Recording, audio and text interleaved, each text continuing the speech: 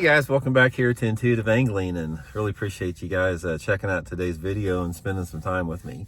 Today we're going to be talking about how the participation this year has tanked, I mean completely tanked, in the BFL tournaments and the Toyota Series tournament with Toyota Series tournaments with FLW. Our divisions here where I fish, the Plains division and the Ozark divisions, they've only had like 70 some boats in all the tournaments. 70 some boats in the BFLs, 70 some boats in the Toyota Series. These are numbers that are basically been cut in half since last year. And I'm going to explain to you guys, from my opinion, why this is happening and what they can do to turn this around, because this ain't good, guys. This does not look good. This is not a good look for anybody associated with it. So we're going to dig into that in today's video here. Also, guys, for get started, just a couple quick things. Just want to remind everybody, thank you very much for everybody that's taken time to use and bookmark my Tackle Warehouse link in every video description. I know you guys get burned out on hearing me talk about that, but man, if you're one of the guys that, say, hey, Randy, I use your Tackle Warehouse link to buy a rod and reel, big thank you from me and my family. Really appreciate that. And that link's in every video description that I do. And also, guys, real quick, we do have my Fish the Moment springtime lake map breakdowns up on the fishthemoment.com website. So great resources to learn more about your favorite lake or lake you've never been to before. I'll have that link in the description of the video here too, if you guys would like to check out my lake map breakdowns. Okay, I can't believe it, guys. I have been fishing the BFLs, excuse me, which is was formerly the Redman Tournament Trail back when I started back in the 80s, since 1984. And guys, they always did really good. We'd have anywhere between 150 to 200 boats in a lot of these tournaments for decades that I fished, Toyota Series and the BFLs. And, of course, the participation, it would fluctuate a little bit. But, guys, we have seen it drop off the cliff this past year.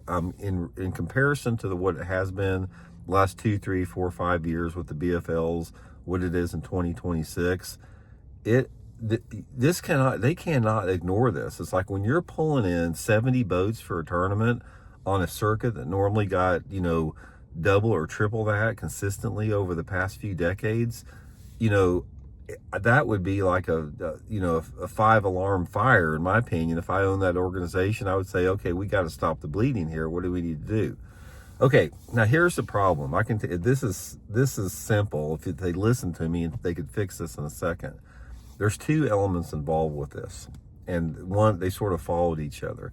The first element, and I can tell you this because if, MLF can stick their head in the sand on it if they want. They can listen to me, or they can stick their head in the sand, whatever they choose to do. Because my format offers sort of a microcosm of the macrocosm problem that they have. I have gotten so many messages. I can't even count how many that I've gotten, so many that say I am not fishing any more BFL tournaments because I don't feel like I can win. I don't have a shot to win anymore because of forward-facing sonar. These are guys, the people that are not fishing the BFL events out there. There's two groups. The first group are the ones that can't feel they have a shot to win.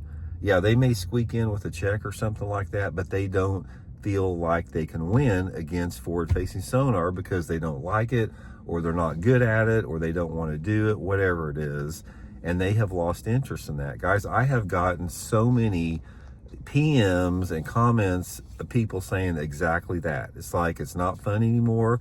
I've had people come up to me at weigh-ins and tell me that it's not fun anymore. I can't compete against this forward-facing sonar. I don't want to, and they stay home. That's the number one thing. The number two thing, which is a lot smaller aspect of that, is when MLF, made it where you could only use forward-facing sonar for 3 hours. A lot of the spotlighters that their success is connected to that umbilical cord of forward-facing sonar, they don't want to do that. They want to be able to scope all day long because they don't want to have to get up and fish like everybody else does. So there's that group of people, which is a lot smaller than the ones that don't want to fish the organization because of forward-facing sonar. And then you have the whole thing about the co-angler participation down because they don't want to be out there stuck out in the back of the boat with some guy looking at forward-facing sonar. So ultimately, here is the problem. It's another one of those problems why forward-facing sonar, destroys everything it touches, is the fact that this problem is 100% because of forward-facing sonar. We never had this problem before, guys. We didn't have this participation problem. We didn't have this division. We didn't have this chaos. We didn't have these arguments. We didn't have these, this, I don't know what it is. It's just like this attitude of everybody's unhappy and pissed off about tournament fishing because of forward-facing sonar. It doesn't matter what side of the fence you're on. If you're on the side of the fence of it, you don't like the fact there's limitations on it. If you're like most people and you can't stand the thing, you don't want to have to deal with it. Why is it so hard to do the right thing here? What is it? I want to know. If I was Boyd Duckett and I own MLF or whatever, I want to know, why is it so hard just to say we are banning forward-facing sonar? Take away from I don't know what, if or how much or whatever the subsidies are, their sponsorships they get from electronic companies. I have no idea. I mean, nobody does. But it does not make any sense for them to want to endure and put up with this division and chaos and hoo-ha and controversy over one thing that is so simple to get rid of.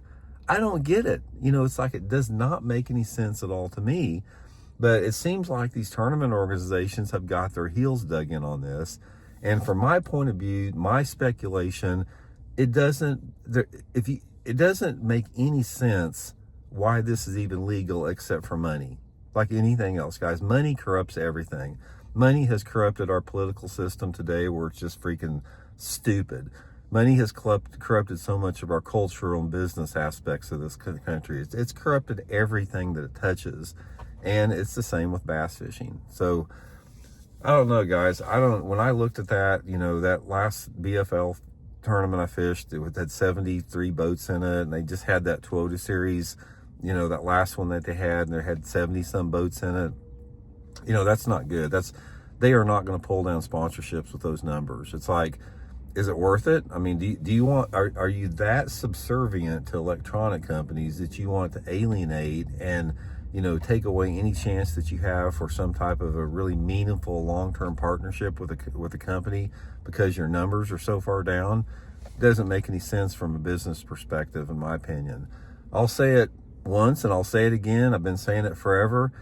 If MLF and Bassmaster want their stock to go through the roof in every single aspect, with the business community, with the fishing community, with the manufacturers, with the anglers, ban forward-facing sonar. Nothing's bad is going to happen out of it. It's nothing but good is going to happen out of it, and nothing bad is going to happen out of it. But again, like I said, I just don't understand the motivation with it. Nobody does. I think it's one of those mysteries of the universe. So let me know what you guys think. We'll talk later.